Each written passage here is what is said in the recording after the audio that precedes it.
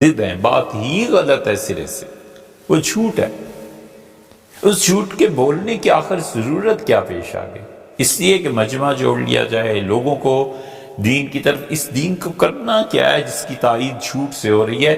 یہی ہماری اگلی نسلیں جب آئیں گی، یہ دوسرا نقصان ہے اس کا، وہ کہیں گی اچھا حضور اقدس صلی اللہ علیہ وسلم کا نسب جو تھا اتنے واسطوں سے جا کے آدم علیہ السلام کو ملتا تھا، اس کو ثابت کر لو۔ بائبل میں لکھا ہے، کہاں لکھا ہے؟ حوالہ دیکھ لیجئے گا۔ عیسائیوں نے کہا کہ دنیا کی عمر 6000 سال ہے۔ اس کو مرزا غلام احمد قادیانی نے بھی ایک جگہ 6000 برس پہلا دنیا کی عمر ہے، آپ خود سوچیں۔ لاکھ سال پرانے تو آثار برآمد ہو رہے ہیں، 30 ہزار سال پہلے کی تو چیزیں آ رہی ہیں۔ اب اگر ولیعذ باللہ میں یہ کہتا ہوں کہ حضور اقدس صلی اللہ علیہ وسلم نے فرمایا کہ دنیا کی عمر 6000 سال، ہمارے کہے پہ لوگ یقین کر لیں گے کہ جی اس نے کہا ہے، اور جب جائے گی یہ بات آگے تو لوگ مذاق نہیں اڑائیں گے، کہیں گے کدھر سے 6000 سال ہے جناب، یہ تو اتنے آثار قدیمہ نکل رہے ہیں، یہ چیزیں نکل رہی ہیں، اس مشاہدے کا رد کیا کرنا ہے؟ اعتبار ہمارا آ گیا نا۔ ہم کیوں لوگوں سے ایسی بات کریں جس کی وجہ سے ہماری آئندہ نسلیں جو آئیں گی وہ دین کے بارے میں غیر محتاط رویہ یا زبان استعمال کریں؟ ہم اس چیز کو تسلیم نہیں کر پا رہے، ہمارا طبقہ علماء کا، کہ دنیا بدل گئی ہے، ترقی یافتہ چیزیں آ گئی ہیں۔ پہلے زمانے میں جو کچھ کا مسجد علم کا واحد ذریعہ تھی گویا، اور مولوی صاحب جو کچھ کہہ دیتے تھے پورا گاؤں اس پہ لبیک کہتا تھا، کہتے تھے ایسے ہی ہے حضرت جو آپ نے فرما دیا۔ اب آپ یقین مانیں اتنی تبدیلی آ گئی ہے، ہم میلوڈی اسلام آباد میں جمعہ پڑھا کر گھر نہیں پہنچتے اور فون آنا شروع ہو جاتے ہیں کہ جو حدیث تھی فلاں جگہ فلاں کتاب میں اس طرح سے آئی ہے، تم نے کیسے کہہ دی؟ یہ جو واقعہ آپ نے بیان کیا یہ کہاں آیا تھا؟ اور یہ بھی آ جاتا ہے کہ بہت اچھا ہے، میں نے جا کے دیکھا، انٹرنیٹ پہ چیک کیا۔ اب خود مثال لے لیں نا، ہم نے ذوق پرواز کا ایک جمعے کو حوالہ دیا، اگلے جمعے سے پہلے آپ نے مجھے لکھ بھیجا کہ صاحب پوچھ رہے ہیں کہ ذوق پرواز کہاں ہے، تو پھر ہم نے پچھلے جمعے کو کہا کیا وہ کتاب نہیں ہے اویلیبل، عام طور پہ کبھی ملی تو آپ کو پیش کر دیں۔ ہمیں اس ماحول کے ساتھ سچائی پہ رہنا ہے، ہمیں اپنی اگلی نسل کی فکر کرنی ہے۔ میں اللہ معاف کرے کوئی برا نہیں کہہ رہا، میری بات ٹھنڈے دل سے سنیں۔ ہم سارے بچپن میں یہ سنتے رہے کہ حضرت نوح علیہ السلام کو اتنے پتھر پڑتے تھے کہ پتھروں میں دب جاتے تھے، پھر پتھر ہٹائے جاتے تھے اور پھر بھی لا الہ الا اللہ کی دعوت دیتے تھے۔ کہ ہم ہمیشہ روایت سنتے رہے، ہم بچے تھے، ہمارے ذہن میں آتا تھا کہ کیا وہ شہید نہیں ہو جاتے ہوں گے؟ 2-4 مرتبہ پوچھنے کی ہمت کی تو سخت ڈانٹ پڑی۔ اب خود اس مقام پہ ہے نا، اب کوئی کہتا ہے تو ہم کہتے ہیں بیٹے یہ جھوٹ ہے، ایسے نہیں ہوتا، اس لیے کہ اس کو تو الجھن سے نکالو نا۔ آپ یقین مانیں ہم کئی مرتبہ کتابیں لائبریری میں جا کے تحقیق کرتے رہے حضرت نوح علیہ السلام پہ کہ آخر مسئلہ کیا تھا۔ یہیں سے جھوٹ کی بھی شاخ کھلتی ہے، اور یہیں سے معجزات اور کرامات، اگر جھوٹ اس میں شامل کر دیا جائے تو لوگ اصل کا انکار کر دیتے ہیں۔ وہ کہتے ہیں عقل میں بات نہیں آتی، اور اگر سچ ہو تو ہم کہتے ہیں بھائی عقل میں آئے نہ آئے، نبوت سے سوال نہیں کیا جا سکتا کہ یہ کیوں ہے۔ نبی اتنا عظیم الشان ہوتا ہے، اسے ماننا ہی ماننا ہے۔ ہاں یہ کہیے کہ بات جو آپ تک پہنچی ہے وہ ٹھیک ہے، آپ کو کتنے جھوٹ سنائے بھیا۔ حضور اقدس صلی اللہ علیہ وسلم نے فرمایا الباذنجان لما اکل لہ، بینگن کھانے سے پہلے آدمی بینگن کھانے سے پہلے جو نیت کر لے گا اللہ اس کی نیت کو پورا کر دے گا۔ یہ جھوٹ کھڑا کسی نے صدیوں چلتا رہا ہے، صدیوں۔ یہ عرب جو اتنے بینگن کھاتے ہیں نا، یہ نسل در نسل صدیوں سے چل رہے ہیں ایسے. شکر ہے خدا کا وہ حدیث بھول گئے، پر بینگن آپ دیکھیں ایران میں، سعودیہ میں جو ہم نے دیکھا ہے، ان سارے عرب علاقوں میں بینگن کثرت سے کھاتے ہیں. ہمارے ہاں اتنا رواج نہیں ہے، بچے ناپسند کرتے. اصل کہاں سے چلا تھا کہ رسول اللہ صلی اللہ علیہ وسلم نے فرمایا معاذ اللہ استغفر اللہ کہ بینگن جس مقصد کے لیے کھایا جائے وہ. ہم آپ کو 100 مثالیں دینے کو تیار ہے بھائی. اس موقع پہ کیا کریں جہاں پہ بالکل صراحتاً جھوٹ آ جائے اور اس کی تردید بھی کوئی نہ کرے، تو یہ ہوگا کیا؟ اگلی نسل میں وہ بات چلی جائے گی یا نہیں؟ پھر وہ کہیں گے عقلاً اسے ثابت کرو. پھر پتہ چلے گا کہ یہ حدیث ہی نہیں ہے، تو اس بچے کا اعتماد اٹھے گا حدیث سے، وہ بالکل ہی منکرین حدیث میں چلا جائے گا. وہ کہے گا چھوڑو یار ایسی روایتیں ہوتی ہیں، ہم کیوں نہ خود سے بتا دیں کہ بیٹے یہ روایت صحیح نہیں ہے، یہ حدیث صحیح نہیں ہے، جھوٹ ہے لوگوں نے پھیلایا. یہ جتنی کتابیں جھوٹی احادیث پر مبنی لکھی گئی ہیں، یہ سب کی سب کس نے نہیں لکھی؟ امام بخاری رحمۃ اللہ علیہ ایسے ہی کہہ دیتے تھے کہ میں اس حدیث کو نہیں مانتا، اس کو نہیں مانتا، اس کو نہیں مانتا، یہ سب جھوٹ ہے جو تم لوگوں نے کھڑا ہوا. یہ اختلاف پیدا ہوتا تھا اس زمانے میں یا نہیں؟ امام مالک رحمۃ اللہ علیہ، ان سے ایک آدمی کا انہوں نے کہا دجالوں میں سے ایک دجال ہے، میں تو کبھی بھی نہ اس کی مانوں. یہ دین کی حفاظت تھی کہ کتاب و سنت کو اس کی اصل حدود میں رہ کے بیان کیا جائے اور توجہ دلائی جائے کہ علم حاصل کرو. یہ غلط فہمی ہے لوگوں کی، جو ہمارے ہاں آج کل بہت چرچا ہو رہا ہے کہ آئندہ سے ہمارے ہاں پاکستان میں شہروں کے جو ڈی سی ہیں، اے سی ہیں، گورنرز ہیں، یہ علماء ہوا کریں گے. اب یہ نیا نصاب ترتیب دینے چلے.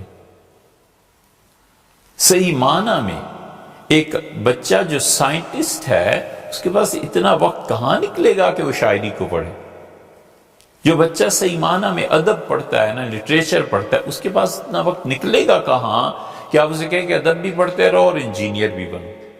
زندگی اتنی مختصر سی اور علم کی اتنی وسعت یا معلومات کی ہو گئی ہے کہ ہر آدمی اپنے شعبے میں وہ اسپیشلائزیشن کرتا ہے اور بس. اور اسپیشلائزیشن اب شاخ در شاخ، اس پہ بات کرنے کی ضرورت نہیں. میڈیکل کو دیکھیں نا، ایک ایک چیز پہ ساری زندگی کھپ جاتی.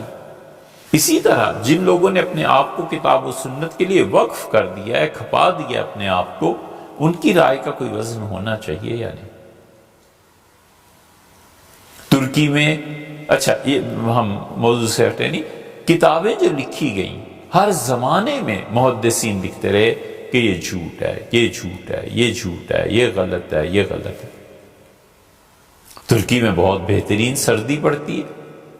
حدیث مشہور ہو گئی کہ حضرت رسالت پناہ صلی اللہ علیہ وسلم نے فرمایا کہ سردی کا موسم بادشاہوں کا موسم.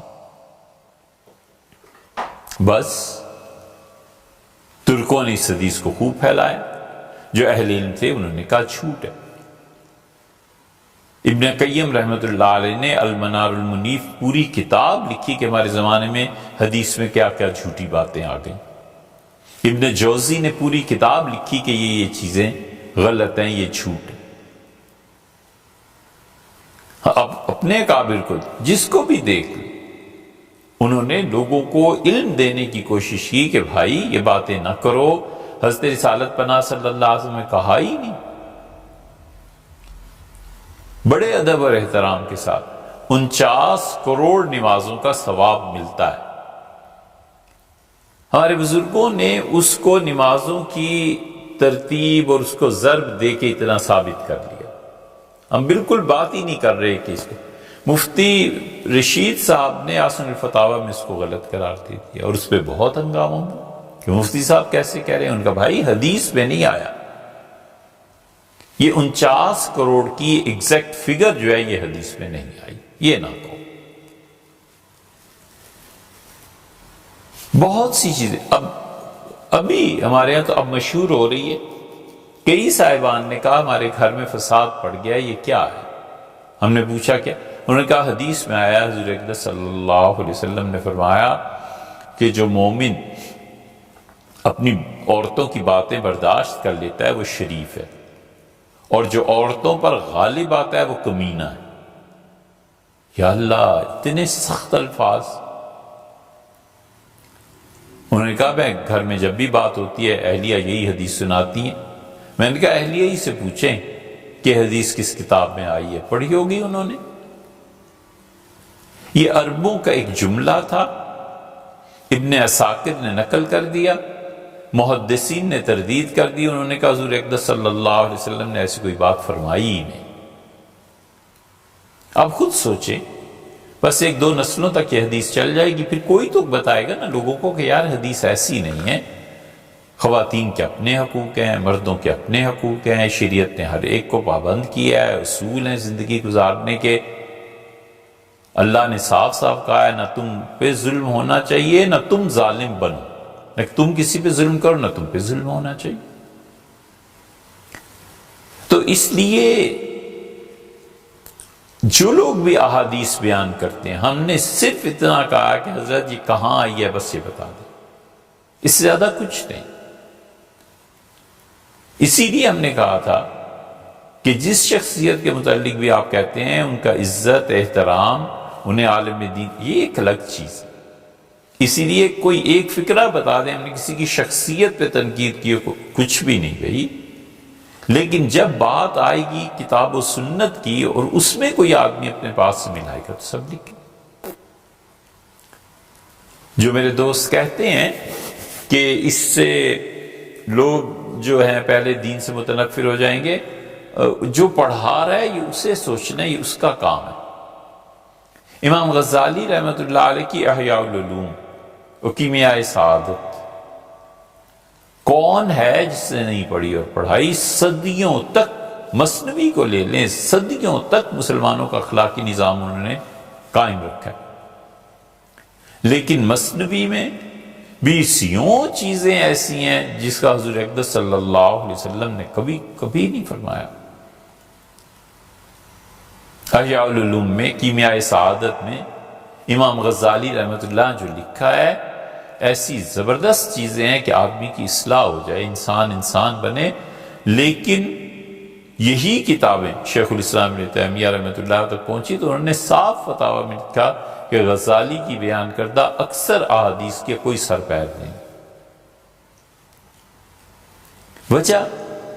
وجہ یہ تھی کہ اس زمانے کے لوگ بڑے محدود گاؤں میں، جہاں پہاڑ آ گیا آبادی رک گئی، جہاں دریا آ گیا آبادی رک گئی، تو گاؤں کریا اس قسم کی چیزیں لوگ پڑھتے تھے۔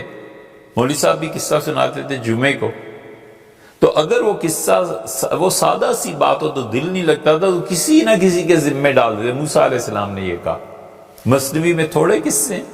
حضرت موسیٰ علیہ السلام نے ایک چرواہے کو دیکھا، یہ ہو گیا، کہاں چرواہا اور کہاں حضرت موسیٰ علیہ السلام نے دیکھا، نہ کوئی تاریخ نہ کوئی اصل، لیکن اس سے جو نتیجہ نکالتے تھے نا، وہ نتیجہ عین شریعت کے مطابق اور اللہ کی مرضی کا ہوتا تھا۔ کمال کیا ہے بزرگوں نے۔ یورپ میں بھی یہ ہوا، لیکن وہاں کہانی بھی جھوٹی اور رزلٹ بھی جھوٹا، اور ہمارے یہاں کہانی جھوٹی اور رزلٹ سچا۔ یورپ کا لٹریچر جو پڑھا ہم تو اب تک یہی پہنچے کہ کہانی بھی جھوٹ پہ مبنی اور رزلٹ نکالا سو وہ بھی باطل۔ اور یہاں پہ کہانی جھوٹ اور جو رزلٹ نکالا ہے کمال کا۔ کون بزرگ تھے حقہ پیتے تھے اور پھر نہیں ملا تو ان کا آگ لیا، اور پھر وہ جہنم کے دروازے پہ پہنچ گیا اور آگ وہاں سے نہ ملی۔ یہ سب ایسی باتیں ہیں۔ ان باتوں میں وزن پیدا کرنے کے لیے گاؤں کے لوگ، حضرت موسیٰ علیہ السلام نے کہہ دیا، عیسیٰ علیہ السلام نے کہہ دیا، فلاں نے کہہ دیا، فلاں نے کہہ دیا۔ اب وہ زمانہ نہیں رہا بھائی، اب وہ وقت نہیں رہا۔ ہمیں ان اگلی نسلوں کو ایڈجسٹ کرنا ہے۔ اس زمانے کے وقفے کو ہم لوگوں نے ہی ختم کرنا ہے۔ ہم صاف پہلے دن کیوں نہ جان چھڑا کہ بیٹے یہ ٹھیک نہیں ہے چیز، آگے چلیے، جب کو بڑے ہونے کو تو خود ہی پڑھ لیں۔ حضرت رسالت مآب صلی اللہ علیہ وسلم کے نسب نامے 40 42 جتنی بھی پوچھتے ہیں، آپ خود سوچیں ایک آدمی کی عمر اگر 1,00,000 سال بھی ہو نا، 1,00,000 سال، تو کیا حضرت رسالت پناہ صلی اللہ علیہ وسلم سے لے کے آدم علیہ السلام تک 40-42 لاکھ بنتے ہیں؟ یہ کائنات کروڑوں سال پرانی، یہی وہ چیز تھی جس نے عیسائیت کو برباد کیا۔ اور آپ خدا کرے آپ کی نظروں میں اسی لیے اس کو زیادہ چیختے ہیں اس پہ، یا ہم اظہار کرتے ہیں کہ اس چیز سے عیسائیت ڈوب گئی تھی۔ 5-7 چیزیں پادریوں کی جب سائنس آئی تو اس نے ثابت کر دیا کہ پادری جھوٹ بولتے رہے۔ تو جو اگلی نسل آئی اس نے کہا ان کو تو بالکل الگ کر دو دنیا سے ہی۔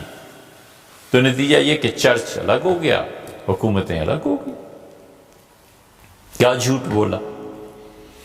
صدیوں ایک چادر دکھا کے پیسے لیتا رہا کلیسا، اور کلیسا کی اس چادر کو دیکھ کے عورتیں دھاڑے مار کے روتی تھی،